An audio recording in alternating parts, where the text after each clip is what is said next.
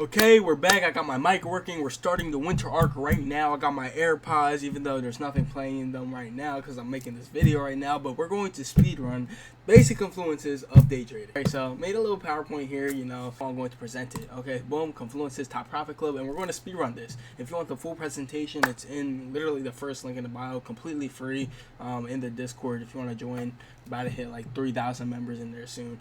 Join up. A bearish candlestick and we have a bullish candlestick. How do we know the difference between them? Because a bearish candlestick opens higher and it closes lower. And then a bullish candlestick opens lower and closes high. Okay, so don't worry about the color, alright? We're not segregation over here. These little skinny things right here. So we have the wicks and then we have the real body of the candlestick, right? So the wicks determine the highest price went within this set period of time, because a candlestick is a set period of time, right? So say we're on the 5-minute time frame on TradingView. If you don't know what TradingView is, I'm going to make a video on that, a newer one, but I already have one out on my YouTube. But yeah, you can go in the time frames. Say this is a 5-minute candlestick. This represents 5 minutes worth of price action. Okay, so the lowest price went within 5 minutes is down here, the bottom of the wick. The highest price went within 5 minutes is here, the top of the wick. Same here with the bullish candle. Okay, so the lowest price went within that 5 minutes is the low of the wick, and then the highest price went is the top of the wick. And then here's the real body of the candlestick, representing the price action within that set period of time. Okay, boom, boom. Next, speedrun, speedrun, speedrun. All right, boom. You see how the emblem like changed? I love that. I love that, bro. Okay, boom. Trend. What is trend? We have an uptrend, we have a downtrend. Okay, this is just the overall direction of the market. Okay, so it can go up, down. Uptrend consists of a low, and then a higher high, higher low, higher high, higher low, higher high. It's always going to go up, and then a little retracement, and then higher retracement, higher retracement. Okay, and then higher. And then a downtrend is vice versa. It's low, and then lower low, lower high, lower low, lower high, lower low. All right, so we have these full extensions in the markets, but within these extensions we have small retracements. All right, but overall it's the trend, the overall trend of the market. So we call this a bullish trend for an uptrend or a bearish trend for a downtrend. All right, speedrun, speedrun, speedrun. Let's go to the next one. All right, breakup structure. I skipped a little animation. I'm sorry, guys. All right, breakup structure. Simple. We just went over trend. So what is breakup structure? Is when we break that trend. So when we go from a downtrend to an uptrend and we surpass that previous lower high and start making, you know, higher lows and then higher highs, higher lows, higher highs, higher lows, higher highs, that signifies a breakup structure. Okay, you may see this also as change in state of direction, and I'll probably make another slide here. I'll probably edit this tonight and I'll post a revisioned one in the Discord, just, you know, fully explaining change in state of direction or change in state in delivery, whatever you want to call it. But yeah, simple breakup structure happens when the trend changes. Okay, and you guys can take notes here if you want. Sorry that the camera's like kind of blocking it. Got it?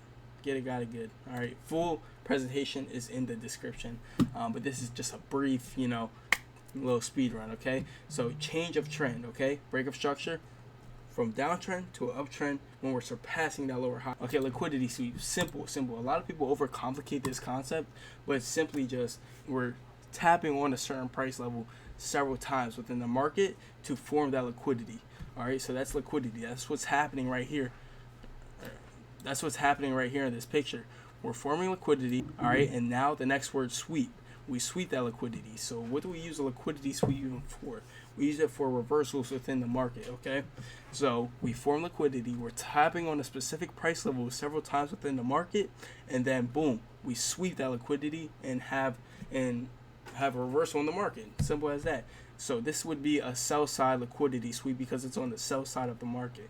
All right, a buy side liquidity sweep will be on the buy side of the market. All right, it'll be like up here in this example right here, towards the right. All right, we have some liquidity being formed, tapping relatively on a specific price area several times, and then we come sweep that price level and reversed in the opposite direction of the market. Okay. Yeah. If you want me to explain more, just hit me up on Discord. Speedrun. Order block. Okay. When we're talking about an order block, ignore this real quick. Ignore the fundamental definition. Remember, order block is the last candlestick of the previous leg lower. Okay, so see, we have the previous leg, we have a downtrend, it's the last candlestick of this previous leg. All right, that's it. That's literally it. What do we use it for? We want to see price come back into this order block, retrace from it, and then come higher. Okay, we use this as a continuation confluence. This is a continuation confluence or entry confluence, whatever you want to call it.